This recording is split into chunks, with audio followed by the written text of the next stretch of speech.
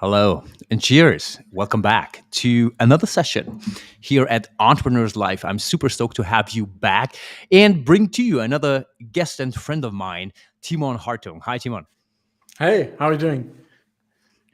Thank you for joining us here today. Guys, let me give you a brief introduction about Timon. He's one of the foremost experts when it comes to SEO, search engine optimization in Germany. But he's not only an expert, otherwise, he wouldn't be able to join us here at the show. He is an entrepreneur. So he has made his skill of ranking well on Google and beyond. He has made this into a business and not just one. He is a serial entrepreneur. I'm looking forward to speak a little bit more about what you've done, and maybe you can kick it off with why you have actually become an entrepreneur and what got you moving in the first place. How did you get started? Okay, that's a great question, by the way, and thank you for having me. So, getting started was a long time ago because I don't know if you remember that movie, but there's a movie called Startup with Ryan Phillippe and Tim Burton. And Tim Burton basically plays Bill Gates, and Ryan Phillippe plays this entrepreneur, this young programmer, starting out in Silicon Valley. And I saw this movie that must have been somewhere in the end of the 1995, 96, 97, 98. I'm not sure when it came out, and it totally fascinated me. I was totally blown away by this. And I even though the Bill Gates in that movie turns to be the bad and evil person at the end, like a killer or something, I loved that movie until that point where it becomes like a stupid action movie, because the entrepreneurial part was just so exciting for me. And then at a really young age, I went to a lot of computer fairs, and I was already really engaged in technology. And I couldn't think of anything else but starting my own business, starting my own company. It was always a dream of mine since I was like 15. And I was pretty lucky in school. I got like an internship at this company, and they taught me how to build websites when I was 16 because I did a really good presentation. I won this internship, and that basically kicked off my career. And instead of staying at the company, which they wanted me to stay, I did I finished school. But in my last year of school, I started my agency, which I still have today, Apex Media, and we started to build websites. And that was our first business, and we didn't know anything about business. And I'm not joking. When me and my business partner at the time, we went from door to door in our town and just rang the doorbell on businesses and told them, "Hey, we can build your website." And What after what what 10 year what doorbells, year what year was that? this was 2000, yeah, somewhere around that, 2000, Oh, 2001. that Yeah. was a great time to start a web business. I Yes, remember very well. absolutely. Absolutely. And what happened then is, I mean, after we rang about like three doorbells, we got our first contract, and we did a few more. And then we had like two contracts. And I mean, obviously, they were super small. One was like 500 euros. The other one was, I don't know, like 1,500. But for, a 17-year-old, 18-year-old, that was quite crazy. And so what we did was, I mean, we then had to build that stuff. And yeah, that's how it started. And a few years later, people asked me like, "Hey, from these websites, how can you get traffic? How can you get more customers?" And that's when I started in SEO, basically. And this is before Google. And I have to tell you one more thing. I'm a business informatics major, and Google went public in that time when I was studying. And our teachers asked us, "Would you invest in Google?" And I was like, I Right. was so certain Google was just something that would go away. And I was like, total, like I was like Alta Vista all the way, and I was so wrong. I can't believe it. Like I was sitting in that classroom, and it was like 82 euros a share or $82 a share, and I was like, no, this is gonna go nowhere, this business. Man, I was so wrong. But that was a very teachable moment, because that's since that time I've never been like, I've questioned like a lot of my, when I think something is right, I always try to question it again, because I'm pretty sure like this that I'm not the smartest person in that moment in that topic. So yeah, that was crazy. But that's how it all started. I like that. That's a fascinating story, man. I mean, I know you love what you're doing, and I know you're not suffering from poverty at all. But man, just imagine you would have you would have invested into Google back then. Oh, crazy. Yeah, absolutely crazy. I mean, it's just, I mean, yeah, I was wrong. And I know some other people were wrong too, but I mean, at the end of the day, um, I changed my mind pretty quickly, but then I still didn't invest into the company. But I mean, Google is a fascinating company, and I fell in love with that company so fast. And I was really fortunate to meet yeah, Sergey Brin in 2008 for a really brief moment, and that was like one of my dreams coming true. So yeah, it's really cool. talking to him like for, I don't know, 2 minutes or something like that. That's cool. I didn't know you're such a Google fanboy, but it serves you well, I guess. I mean, we speak a lot about like following your passion and how important is it actually to build something that lasts and where you can keep going for a long time. And I definitely think that for you, having this affection for the company helped building something where you got really good at, right? So tell me a bit about the other ventures that you have did. Maybe we start with the biggest failure. So apart not having fucking head with shares. That's Okay. the biggest screw up in your entrepreneurial career so far. Yeah, the biggest one, I guess, and it's a really big one. So, I was always like, I'm always, because I know how to code. I was always into technology and marketing. I love that, and I've done so many different businesses with many different people, and there's many of them really successful. Some of them fell apart really badly, and some of them just weren't successful at all. Just zero revenue. But the one I think that was like the one that hit me the hardest was we tried to build technology traffic platform. So basically, at the end of the time was real-time bidding, right? Real-time bidding platform to really run a lot of traffic, also in the affiliate space, but also in the normal space, because I had a lot of experience in that space. And we built our own technology. We spent a lot of money, our own money on that, and we spent a lot of time on that. And we were such a close friends group building that. And we launched it, like we wanted to launch it in like 3 months, obviously, but that never happened. So it launched like 1 year later. We got our first clients. We really worked hard with them. We had some success, and then we had some more success, and actually was pretty profitable the first and second month we ran it. But then one of our partners, he was like, this is not making enough profit. I'm going to have like a return on investment only in 1 year. I was like, hey, that's cool, right? And he was like, no, we're making like so much money on Facebook right now with affiliate stuff. And he basically pulled the plug on the project. And yeah, basically all that hard work and all those dreams collapsed in that moment. And well, 2 friendships collapsed in that moment as well.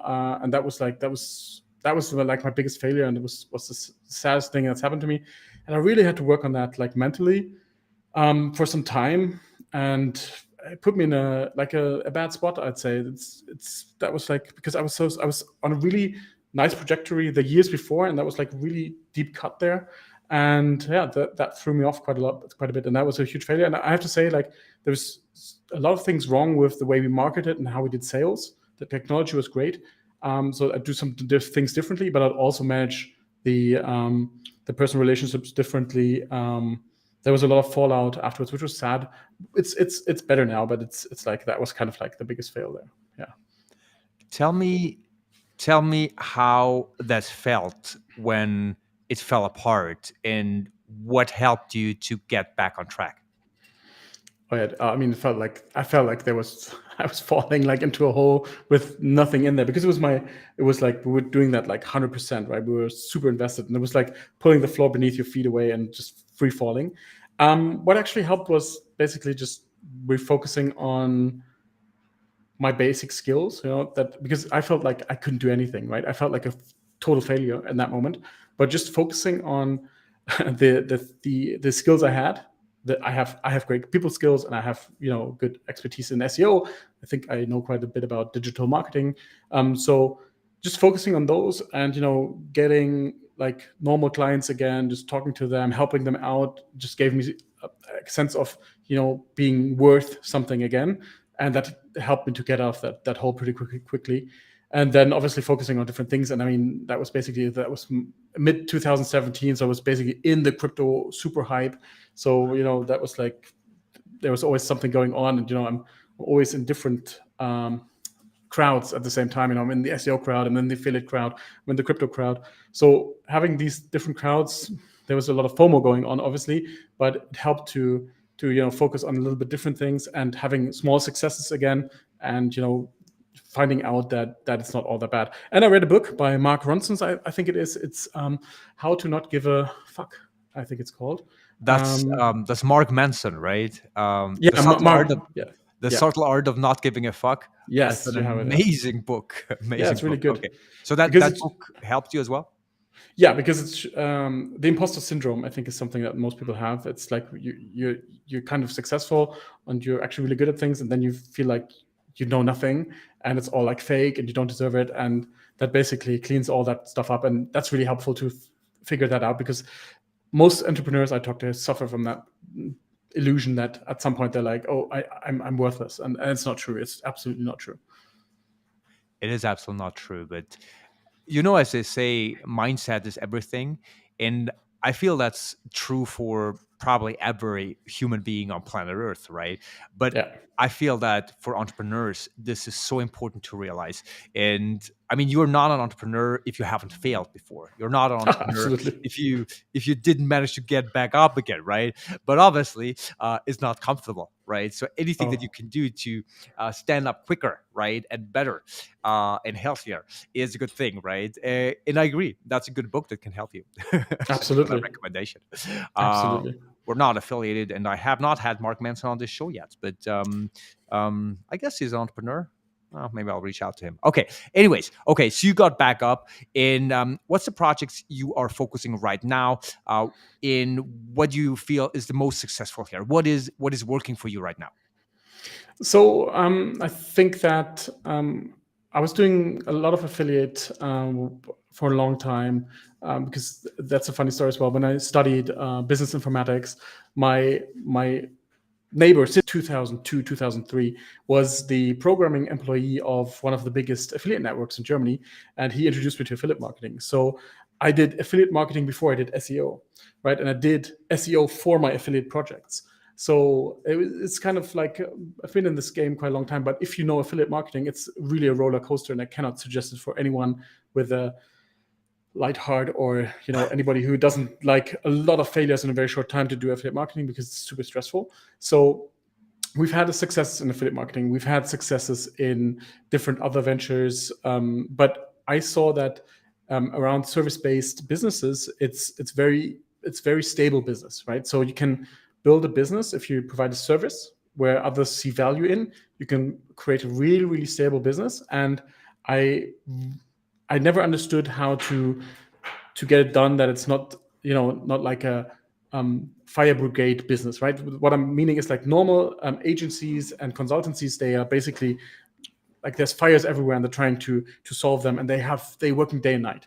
But what I had to understand is that you can build a service that delivers high value for the customer, and if you do it in SOPs, like in right processes, and if you do sales right, if you do marketing right, it actually becomes a really high profitable, very stable business where you can provide value and where you can evolve every step of the way. So for instance, what I'm saying, evolve, we do SEO right now. We're focusing on that. It works for us. We're delivering nice results for our clients. But obviously, it's changing right now because of SEO, because of AI, right? It's changing massively. There's a huge shift going on. And am I scared? No, I love it. If it destroys SEO, I'm so happy. I'm going to do AI afterwards. I don't care, because it's not about the skills that we have. It's about how we can transform and how we can help clients. And we just had a long meeting today with our board member, and we we're talking about like how we can transform the whole consultancy that we're doing to deliver more value and how to be safe for the future. And at the end of the day, it comes down to not being an expert in the business, also being that, but also creating a stable business onward. That is So that is that's very, very true. That is very true. I mean, this is kind of like a stereotype, but I feel a lot of people who are experts in something, right? They're obviously having a hard time handing the work over to their team, to their staff, right? And yes, resolving to a position where they, as you say, work on their business and not in their business. So, yes. what are like your biggest takeaways of like how to do this in the best way? You mentioned SOPs, so standard operating procedures, right? So having your Yeah. processes figured out. What are other things that you got in place so you can work more on your business and not in your business? Okay, the first tip that goes out to everyone is don't expect any of your employees to do anything you give them at the same level you do it. It's impossible. Nobody will ever do that. So it's not a quality issue, it's an expectancy issue. Expect from your employees to do it at 80% of what you've done. And then you should be so happy. Even if they reach 70%, be happy and grateful for that, because it takes work off your plate. And actually, your clients are getting amazing results. And that's for most of the people, it's really hard to let go, especially in the entrepreneurial space. A lot of people are very controlling, right? They're very perfectionists, they're very controlling, and they have a very hard time of letting go. And they're very angry when it doesn't meet their expectations. But I have changed a lot in that, because we had obviously we've had some businesses where I did exactly those things to my partners, and now looking back, it's much easier working with the setup we have right now. I love how other people and my employees actually, they have different ways of approaching a problem, which I haven't seen. I love that.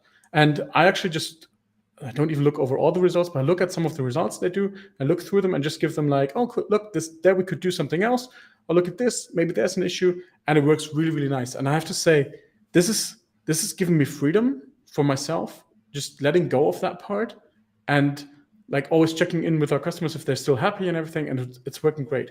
So that's one of the things that's really important. Like, don't expect the results to be the same as yours, because that can't happen. People do different things, and the results are still great. There's not one solution for a problem, especially not in service-based business. There's 100 solutions for a problem. Otherwise, there would only be one agency, and that would have like 10,000 people. That's a good one. Okay, Yeah, give me one more tip, and then for our last part, I'll actually put you on a hot seat when it I comes to love it. SEO. All I right. love it. So, So um, yeah, one more tip: and SOPs. also, this is a live show, so I have to plug in my computer. But you keep going. So, give me one more tip Yeah, about how to better work on your business while I plug this beast here in. Let's go. exactly. So the other big tip I can give you is that instead of selling like individual services, you have to sell standardized products. So we're basically selling a very, very streamlined product. That doesn't mean that it's not individually for the client, but it's the same process that we can follow every time. So we know where the client is in the process. We know exactly what the next step is, and it's really, really good for us and for the client. And so that takes off a lot of the guessing out of what's going to happen next, and it helps our employees to work much better. So in the sales process, don't sell one person LinkedIn ads, don't sell the next person Facebook ads and TikTok and this and that and 15 services. Stick to one process where you can deliver results. I know everybody's saying that on the internet, but it's so true. It takes me, when I do a call, and I don't do the standard calls. I do really passionate calls where we go into strategy and everything. And I love working with our clients. And then I send out a proposal within 15 minutes, right? Because I just click it together, and it's always, I know what it's always the same we sell. And then there's a process that kicks off, and the employees take over. That's really cool. I think this is one of the most important things, like standardize. And I Yeah. consider myself a creative person. My wife says I'm an artist. She doesn't even understand why I'm in business at all. Um, and I'm like, I want to have my hands in a lot of things. I have to force myself to do that. But it's the biggest liberation, right? It's the biggest act of liberation of becoming a more free person, right? To standardize Absolutely. stuff. The more Yeah. standardized you get stuff, the more free you are. Yes. Sounds weird. And It's true. it's true. It's true. It feels like it reduces creativity, but it doesn't. It actually gives creativity a path to unleash. Very true. Very true. Okay, we have about 2 minutes left. And also, I did forget my charger, so this might just end any second because I I don't love have it. any battery left. So that's the way it is. We're raw and live here. I apologize. But let's use the 1 minute that we may have left or two to put you on a hot seat about SEO. So you are one of the biggest SEO experts in the German market, right? Any entrepreneurs here, what should they do when it comes to search engine optimization to get their best results in 2023? 1 minute, go. Yeah, understand your keywords where your clients are actually looking for. So really don't go on high volume keywords, go on the keyword that actually serves you the best, right? So there's always a keyword out there that your clients are really searching for and really looking for your service, right? So it's not TikTok Reels, it's not going to be the correct keyword if you're selling TikTok Reels. It's going to be TikTok Reels agency or TikTok Reels cutting software or something like that. So it's going to be more specific, and it's really easy to rank for those compared to the high volume keywords. And that's like the biggest tip out there, because everybody's focusing on the high traffic ones. Yes, you can get them as well. It takes more effort, but focus on the keywords that people are actually searching for, create content for those, and then ask your friends, partners, colleagues, and reach out to get some links on that page.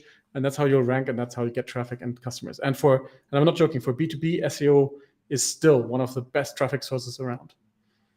I'll definitely look more into SEO. I've never really done that. Thank you for making me aware of that. Thank you very much, Timon, for joining us here. That was a great session. I appreciate you being here. I appreciate all of you watching this. If you want more stories of entrepreneurs and how they rock their challenges and their successes, then follow my channels, please. With that said, thank you so much, Timon. Thanks for joining us here today. Thank you so much, Phil. Take care. See you soon. All right. Thank you, guys. Bye bye.